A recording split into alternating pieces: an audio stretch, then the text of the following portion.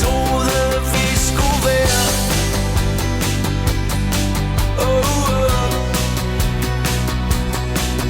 De første kærester på månen.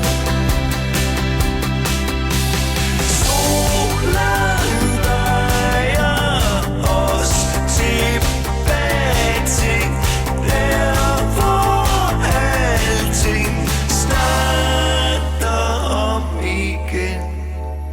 Og nu er vi landet her. Vi har hvad vi skal have. Og vi er stadig stående. Og lige meget hvad der sker på sidste skoledag, bliver vi de første kærester på månen. På sidste skoledag.